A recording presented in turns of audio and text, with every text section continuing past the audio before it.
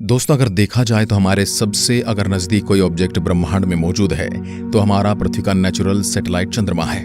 इसलिए नजदीक होने की वजह से वैज्ञानिक चांद के बारे में पढ़ाई करना चाहते हैं। भारत ने साल 2009 के अंदर चंद्रयान-1 के जरिए चांद पर पानी खोज निकाला था।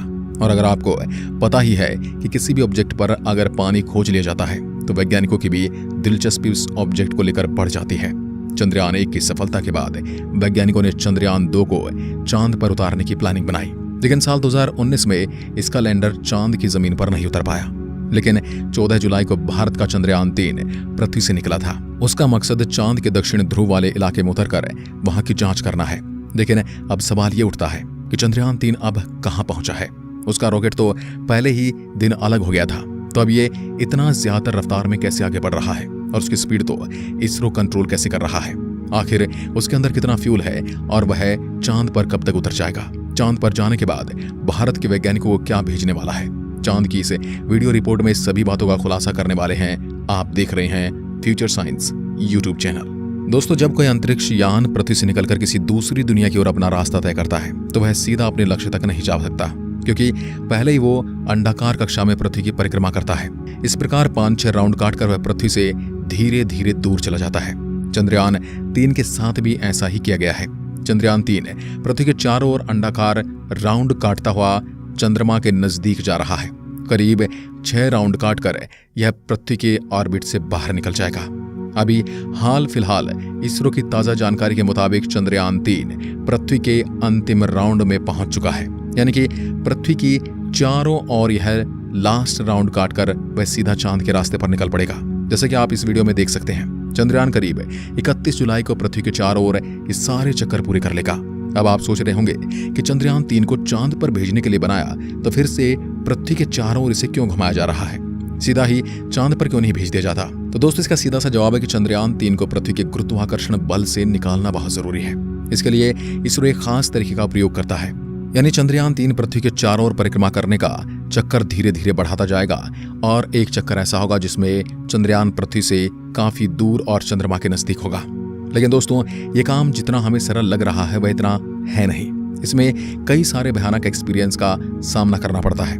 इसके लिए थोड़ा और इसे मुद्दे को गहराई से जानने की कोशिश करते हैं। आपने पूरी प्रक्रिया तो समझ ही ली, लेकिन आप ये समझ नहीं पाए होंगे कि चंद्रयान-3 तो अभी अंतरिक्ष में है, पर इसरो इसकी कक्षा को बदलेगा कैसे। तो हम आपको पहले इसका जवाब दे देते हैं। दरअसल वैज्ञानिकों को इन बातों के बारे में पहले से ही पता होता है, इसलिए इसरो ने चंद्रयान-3 की दिशा और कक्षा बदलने के लिए उसमें थ्रस्टर लगाए थे।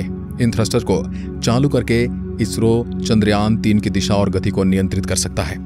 31 जुलाई वह तारीख होगी जब चंद्रयान-3 पृथ्वी से 1 लाख किलोमीटर दूर चला जाएगा। और फिर आपको यह रास्ता दिख रहा है, चंद्रमा और पृथ्वी के बीच का। इस रास्ते पर यह मुसाफिर चल पड़ेगा। इस रास्ते पर लगभग 5 दिन तक यह यात्रा करके चंद्रमा के नजदीक पहुंचेगा और 5 से 6 अगस्त को हमारा चंद्रयान-3 चांद की कक्षा में प्रवेश करने के लिए तैयार हो जाएगा। यहाँ पर वैज्ञानिक फिर से वही प्रोसेस अपनाएंगे और मॉड्यूल सिस्टम को चालू करके थ्रस्टर्स के जरिए इस चांद की कक्षा में इसे स्थापित कर दिया जाएगा। फिर राउंड के जरिए ये धीरे धीरे चंद्रमा के नजदीक जाता चला जाएगा। फिर 17 अगस्त की तारीख को पेलोड, लैंडर और रोवर मॉड्यूल से अलग हो जाएंगे और फिर लैंडर और रोवर चांद के अंडाकार कक्षा में आएंगे। चांद की कक्षा में आने के बाद वैज्ञानिकों का काम इसकी गति को धीमा करना होगा। इसके लिए चंद्रयान-3 में लगे हुए थ्रस्ट को इसकी गति के उल्टी दिशा में चलाया जाएगा और 23 अगस्त को वो दिन आएगा जब यह मुसाफिर चांद की उस रहस्यमय जगह पर उतर जाएगा। वैज्ञानिकों ने किसी भी समस्या से बचने के लिए कई अलग रास्ते की खोजें भी की हैं। लैंडर और रोवर को पहले से कहीं ज्यादा मजबूत बनाया गया है, जिसमें चंद्रयान-2 जैसी किसी भी गलती के बारे में बचा जा सके। और यह तो आपको पता ही है कि भारत में इससे पहले 2 चंद्रयान चांद पर भेजे जा चुके हैं। यह तीसरा मुसाफिर है और चांद पर ध्रुवीय इलाकों में शोध करने के लिए गया है। लैंडर के अंदर से रोवर निकलकर चांद के उस गड्ढे वाली जमीन के ऊपर चलेगा और वहां से कई बड़े बड़े खुलासे करने वाला है। और पूरी दुनिया की स्पेस एजेंसियों की इस पर नजर है, क्योंकि सभी वैज्ञानिक चांद के इस क्षेत्र से अनजान है। आज से पहले जिस देश ने भी वहां पर जाने की हिम्मत की है, उसका मिशन वहां पर जाने से पहले ही फेल हो गया। लेकिन इस बार भारत पूरी तैयारी के साथ चांद पर उतरा है। अब आपके दिमाग में सवाल आ रहा है कि इसके अंदर ऐसा कौन सा फ्यूल है जो इसे इस ब्रह्मांड के अंदर चला रहा है। दोस्तों, आज चंद्रयान अंतरिक्ष में इस रफ्तार से चल रहा है कि अगर उसकी कमांड में थोड़ी सी भी गलती हो जाए तो फिर बड़ी भारी दिक्कत हो सकती है। चंद्रयान-3 14 तारीख को लॉन्च हुआ था। उसके 16 मिनट बाद यह पृथ्वी के ऑर्बिट में पहुंच चुका था। और यह भी आपको पता ही होगा कि अंतरिक्ष यान को पृथ्वी के वातावरण से बाहर निकलने के लिए 1 सेकंड के अंदर 11 किलोमीटर की स्पीड हासिल करनी होती है। इतनी स्पीड इस रॉकेट में लगे बूस्टर और अलग अलग इंजन हासिल करवा देते हैं। अब यहाँ बात आती है कि रॉकेट में जो फ्यूल था वो क्रायोजेनिक स्टेज से अलग होते ही खत्म हो चुका है। मतलब लॉन्च से केवल 16 मिनट के बाद से ही पूरा का पूरा खेल पूरा हो चुका है। अब चंद्रयान 3 चल किससे रहा है? तो दोस्तों, इस वक्त चंद्रयान 3 3 तरह की एनर्जी से चल रहा है। एक तो उसके अंदर फ्यूल भरा हुआ है, फ्यूल के 2 टैंक हैं, दूसरा सोलर एनर्जी और तीसरा बैटरी। फ्यूल की बात करें तो यहाँ पेट्रोल या डीजल का इस्तेमाल नहीं होता, न इसमें एविएशन केरोसिन का इस्तेमाल होता है जो हवाई जहाज में इस्तेमाल होता है, बल्कि चंद्रयान 3 में भी सैटेलाइट में यूज होने वाला प्रोपेलेंट हाइड्रोजन होता है, जिसको जलाने के लिए नाइट्रोजन टेट्राऑक्साइड का इस्तेमाल किया जाता है। और जब यह पृथ्वी से 1 लाख किलोमीटर दूर चला जाएगा तब वह चांद और पृथ्वी के बीच के सीधे रास्ते पर चलना शुरू कर देगा। और इसी दौरान दोस्तों इसकी स्पीड, जिसे वैज्ञानिक वेलोसिटी के तौर पर जानते हैं, 40,320 किलोमीटर प्रति घंटा से भी ज्यादा होनी चाहिए, क्योंकि धरती की ऑर्बिट से बाहर जाने के लिए ये बेहद जरूरी है। अगर ऐसा नहीं होता तो हमारी धरती चंद्रयान 3 वापस से अपनी ओर खींच लेगी और ये मिशन बर्बाद हो सकता है। लिहाजा इसरो वैज्ञानिक इसके इंजन को फिर से चालू करेंगे तो इसके प्रपल्शन मॉड्यूल में 2 बड़े इंजन टैंक लगे हुए हैं, जिनको जलाने से ही ऊर्जा मिल रही है।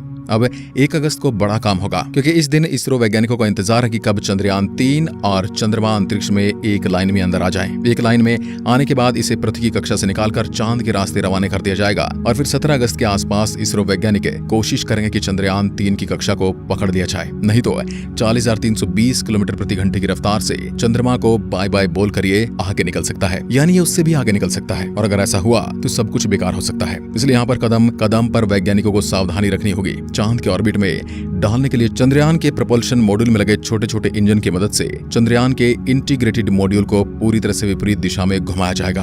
चांद की कक्षा पकड़ने पर धीरे धीरे यह चांद के नजदीक चला जाएगा। 23 अगस्त के दिन वैज्ञानिक अंदाजा लगा रहे हैं कि यह चांद के उस हिस्से में जाकर उतर जाएगा जहां पर आज से पहले कोई नहीं गया है। यहाँ तक कि बड़ी बड़ी स्पेस एजेंसियों के अंतरिक्ष यान भी इस जगह पर औंधे मुंह गिर जाते हैं। वहां पर भारत का यह मुसाफिर उतरने वाला है। चांद का दक्षिणी ध्रुव इलाका है जहां पर क्रेटर यानी गड्ढों की भरमार है। कुछ गड्ढे तो सैकड़ों किलोमीटर गहरे हैं और सैकड़ों किलोमीटर चौड़े ही। कोई भी मिशन में दिलचस्पी इसलिए भी बढ़ जाती है कि आज से पहले वहां पर केवल ऑर्बिटर पर ही जानकारी ली गई है, तो सतह पर जाकर किसी भी रोवर ने वहां से जानकारी नहीं भेजी है।